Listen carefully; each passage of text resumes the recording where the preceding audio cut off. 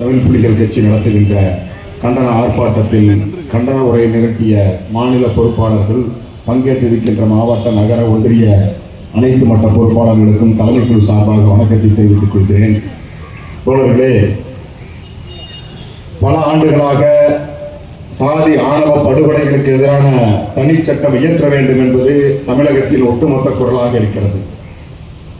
இதை பல நேரங்களில் மத்திய அரசு இது போன்ற சட்டங்களுக்கு மாநிலத்திற்கு அதிகாரம் உள்ளது என்று தொடர்ந்து தட்டி கழித்து வந்திருக்கிறது. ஆனால் அதிகாரம் மிக்க மாநில அரசு தமிழ்நாட்டில் மட்டுமே கிட்டத்தட்ட 100கணக்கான படுகொலைகளை நம்முடைய காலத்திலேயே பார்த்திருக்கிறோம். 20-30 ஆண்டுகளுக்கு முன்னால் கண்ணகி முருகேசனில் தொடங்கி தற்பொழுது கவியனுடைய ஆணவ படுகொலை, தற்பொழுது மயிலாடுதுறையில் நடந்த அந்த ஆணவ படுகொலை வரை இத்தனை கொலைகளையும் எதன் அடிப்படையில் செய்தார்கள் என்றால் சாதி மட்டுமே மூல காரணம். எந்த வகையிலும் யாரும் யாருக்கும் குறைந்தவர்கள் இல்லை. அரசியலமைப்பு சட்டம் சொல்லுவது இங்கு யாரும் யாருக்கும் உயர்ந்தவர்களும் இல்லை, தாழ்ந்தவர்களும் இல்லை. இனத்தாலோ மொழியாலோ நிறத்தாலோ வேறு எந்த வகையிலும் ஒரு மனிதனை பாகுபடுத்தி பார்க்கக்கூடாது என்பதுதான் புரட்சியாளர் அம்பேத்கர் வகுத்த அரசியல் சாசனம்.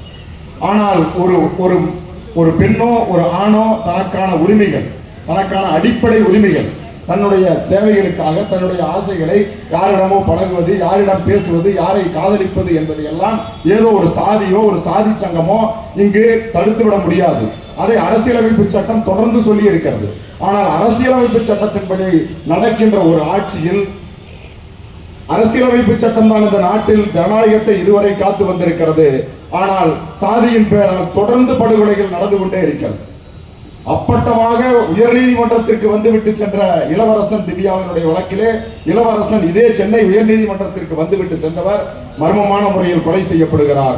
அப்பொழுதிலிருந்து இப்போது வரை நாம் பகிரங்கமாக குற்றம் சாட்டுகிறோம். அந்த சமூகத்தை சார்ந்த சாதி சங்கம் தான் அதற்கு காரணம் என்று. அதே போன்ற நிலைமை இன்றைக்கு வரைக்கும் தொடர்ந்து நீடித்து வருகிறது. இதை உடனடியாக தடுத்தாக வேண்டும். கடந்த 2 நாட்களுக்கு முன்னதாக ஈரோடு மாவட்டம் சாதியம் மிக இறுக்கமாக இருக்கக்கூடிய ஒரு மாவட்டம் மேற்கு மண்டலம். அந்த மேற்கு மண்டலத்திலிருந்து தான் நான் எல்லாம் வந்திருக்கிறேன்.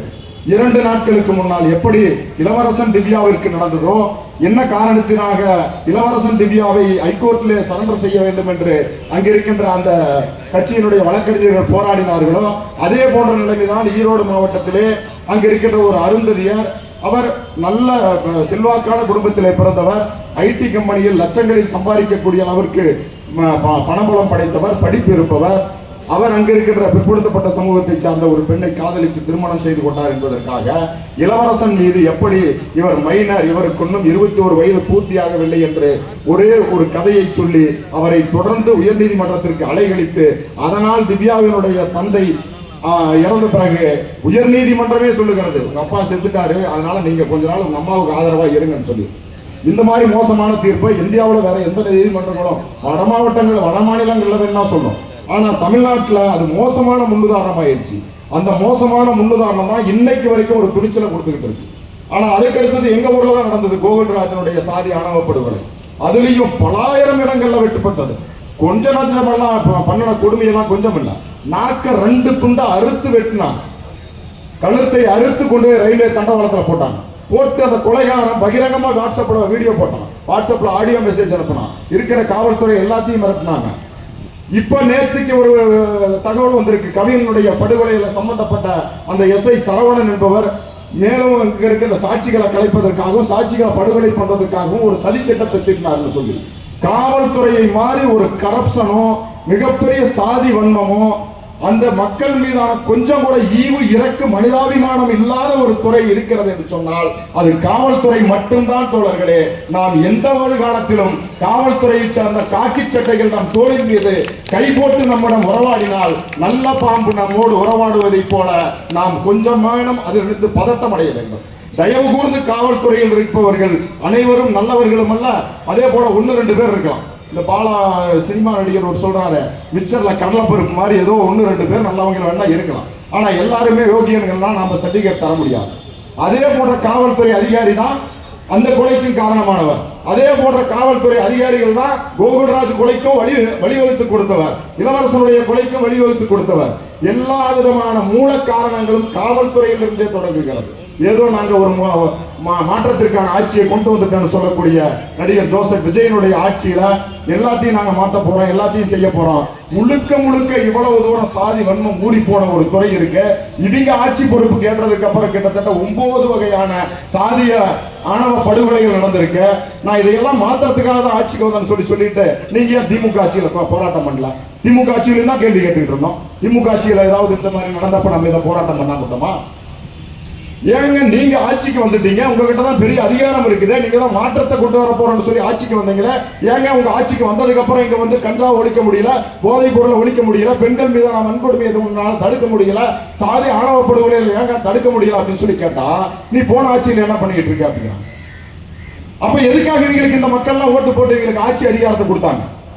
மீண்டும் மீண்டும் மேடை கிடைக்கிற இடத்துல எல்லாம் திமுகவையும் கலைஞரையும் ஸ்டாலினை மட்டுமே குறை சொல்லணுங்கிறதுக்காக தமிழ்நாட்டு மக்கள் எல்லாம் ஓட்டு போட்டு வரும் முதலமைச்சர் ஆக்கணுமா? மிக மோசமான நிலையை தமிழ்நாடு சந்திக்க போகுது. தலைநகர் சென்னையிலிருந்து நம்ம இதை சொல்றோம். மிக மோசமான நிலையை தமிழ்நாடு நிச்சயம் சந்திக்க போகிறது. இவர்கள் கிட்ட எந்த விதமான ஜனநாயக பண்பு இல்லை. யாராவது ஒருத்தர் இந்த ஆட்சியை எதிர்த்து பேசிட்டாங்கன்னா அவங்களை வந்து மிக மோசமா திட்டுறது, அவங்க குடும்பத்தில் இருக்கிற பெண்களை திட்டுறது, ரொம்ப கீழ்த்தரமான விமர்சனங்களை வைக்கிறது. நம்மை போன்ற ஜனநாயகவாதிகள் நம்ம எல்லாம் இவன் மாதிரி ஒருத்தன் மலத்துல ஊர்ல பண்ணி மாதிரி ஒருத்தன் இவ்வளவு கேவலமான வார்த்தைகளை பேசுறான், நம்ம இத்தனை ஆண்டுகள் இந்த சமூகத்துக்காக உழைச்சவன், நாம ஒரு சமூகத்துக்காக உழைக்கக்கூடிய போராளி இயக்கத்தில் நாம் பங்கெடுத்திருக்கிறோம், இவனெல்லாம் ஒரு ஆளுநர் இவனுக்கு பதில் சொல்றோமா அப்படின்னு நாம விலகி போக போக இந்த ஜோம்பி கூட்டம், இந்த வெறிநாய் கூட்டம் ரொம்ப வக்கிரமா இன்னும் மோசமான விளைவுகளை எல்லாம் செய்வோம். நீங்க அதுக்கு ரியாக்ட் பண்ணாலும் உங்களை மோசமா திட்டுவான், ரியாக்ட் பண்ணலைன்னாலும் உங்ககிட்ட வேணும்னே வம்புக்காக வருவோம். நீங்க ஏன் போன ஆட்சியில் பண்ணல, இதையெல்லாம் ஏன் செய்ய மாட்டீங்க அப்படின்னு. ஆக நாம் எடுக்கின்ற இந்த போராட்டம் மிகப்பெரிய வெற்றியை ஈட்டும். தமிழ்நாட்டில் பரவலாக எல்லா இடங்களிலும் சாதி ஆணவ படுகொலைக்கு எதிரான தனிச்சட்டத்தை இயற்ற வேண்டும் என்கின்ற குரல் எல்லா இடங்களிலும் ஒலித்துக் கொண்டிருக்கிறது. கடந்த ஆட்சியிலே அதற்கான வழிவகைகள் செய்யப்பட்டிருக்கிறது. ஓய்வு பெற்ற நீதியரசர் தலைமையில ஒரு ஆணையம் அமைக்கப்பட்டு அதற்கான ஆய்வறிக்கைகள் எல்லாம் பெறப்பட்டுள்ளது. நம்முடைய தலைவரான நாகை திருவள்ளுவன் அவர்களும் நம்முடைய தரப்பினுடைய நியாயங்களை அந்த ஆய்வறிக்கையிலே ஆணையத்திடம் ஒப்படைத்திருக்கிறார்.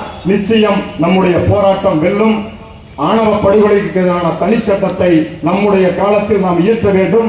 அந்த சட்டம் மிகப்பெரிய வாய்ப்புகளை எல்லாம் உருவாக்கும். வன்கொடுமை தடுப்பு சட்டத்தை கொண்டு வர வேண்டும் என்கின்ற பேச்சு எழுந்த போது இப்படித்தான் நம்மை எல்லாம் நம்முடைய போராட்டங்களை எல்லாம் மிகவும் ரொம்ப மட்டம் தட்டி பார்த்துக்கிட்டு இருந்தாங்க.